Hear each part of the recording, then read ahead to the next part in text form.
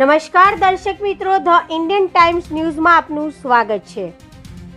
સ્વ મોહનસિંહ રાઠવાને શ્રદ્ધાંજલિ આપવા માનવ મહેરામણ ઉમટી પડ્યું। સમગ્ર છોટાઉદેપુર સહિત આસપાસના વિસ્તારના લોકોએ લોકલાડીલા અને આદિવાસી મસીહા તથા અમૂલ્ય રત્ન સ્વ મોહનસિંહ રાઠવાને ભારે હૈયે શ્રદ્ધાંજલિ આપી। वन मंत्री कैबिनेट गुजरात सरकार અને છોટાઉદેપુર તથા પાવી જેતપુર વિસ્તારમાં 11 વખત ધારાસભ્ય રહી ચૂકેલા આદિવાસી મસીહા આદિવાસી આગેવાન તથા પીઢ નેતા મોહનસિંહ છોટુભાઈ રાઠવા તારીખ 5/7/2026 ના રોજ 82 વર્ષની વયે દેવલોક પામ્યા છે। છોટાઉદેપુર જિલ્લાને ખૂબ જ અમૂલ્ય રત્ન અને એક આગેવાનની છત્રછાયા ગુમાવી દીધી છે, જે મોહનસિંહ રાઠવાની પાવી જેતપુર કોલેજ ખાતે આજ રોજ પ્રાર્થના સભા એટલે કે બેસણું રાખવામાં આવ્યું હતું। ત્યાં ખૂબ મોટી સંખ્યામાં માનવ મહેરામણ ઉમટી પડ્યું હતું, જ્યારે સૌના નેતા આદિવાસી આગેવાન સહિત સામાજિક કાર્યકર અને મોટા વેપારીથી માંડીને સામાન્ય માણસે ભારે હૈયે શ્રદ્ધાંજલિ આપી પરિવારને સાંત્વના પાઠવી હતી। અત્રે ઉલ્લેખનીય છે કે છોટાઉદેપુર વિસ્તારમાં 55 વર્ષોથી સક્રિય રાજકારણમાં ભૂમિકા ભજવી લાખો લોકોના દિલમાં એક પ્રેમભર્યું સ્થાન મેળવ્યું છે। મોહનસિંહ રાઠવા વિદાયથી સમગ્ર છોટાઉદેપુર જિલ્લામાં દુઃખની લાગણી ફેલાઈ છે, જ્યારે પાવી જેતપુર ખાતે માનવ મહેરામણ ઉમટી પડ્યો છે। અત્રે ઉલ્લેખનીય છે કે સ્વ મોહનસિંહ રાઠવાને શ્રદ્ધાંજલિ આપવા ગુજરાત રાજ્યના મુખ્યમંત્રી ભૂપેન્દ્રભાઈ પટેલ પાવી જેતપુર ખાતે આવી રહ્યા છે। પ્રભુભાઈ વસાવા, સાંસદ, બારડોલી લોકસભા, ગુજરાત। આજે આદરણીય મોહનસિંહ રાઠવા સાહેબની શોક સભામાં આવીને જૂની યાદો તાજી થાય છે।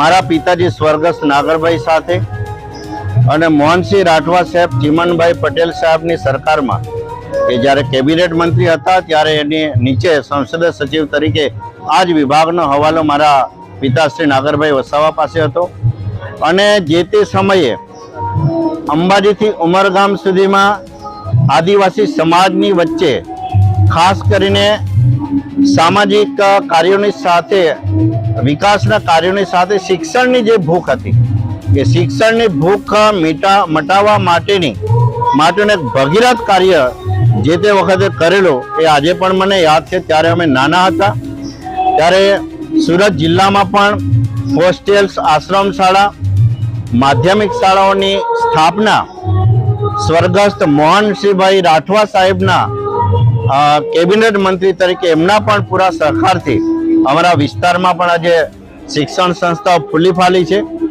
અને આજે એમણે જે આદિવાસી સમાજના અગ્રણી તરીકે સામાજિક, શૈક્ષણિક અને સહકારી અને આ વિસ્તારમાં પણ છોટાઉદેપુર કે આ વિસ્તારમાં પણ એમણે જે ધરાતલ પર જરૂરિયાતમંદ ગરીબ લોકો માટે જેમણે જે કામગીરી કરી છે એ કાયમ માટે યાદ રહેવાની છે અને એમની કોઠાસૂઝ એમને કોઈ પણ જગ્યાએ નાના મોટા સાથે એમને હંમેશા એક હળવાશભર્યા સ્વભાવથી, પ્રેમાળભર્યા ભાવથી તેઓ હંમેશા બધાને માન સન્માન આપીને સાથે રાખતા અને એમની સાથે મને પણ એમના જીવન સાથે જોડાઈને ક્યાંક ને ક્યાંક પ્રેરણારૂપ કામ કરવાની મને પણ તક મળી છે।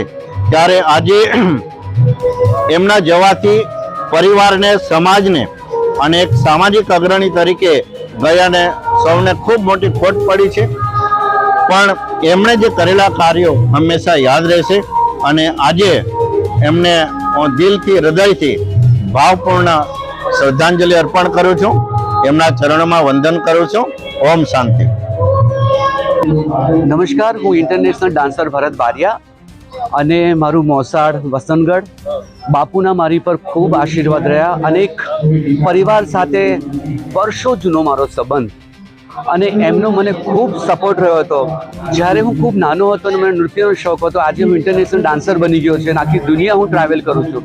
અમારા પરિવાર માટે એમને ખૂબ કામ કર્યું છે અને અમારા સૌ આદિવાસી લોકો માટે હજારો નોકરીઓ અને હરેક લોકોના દિલમાં એમને એક ઘર બનાવી દીધું છે।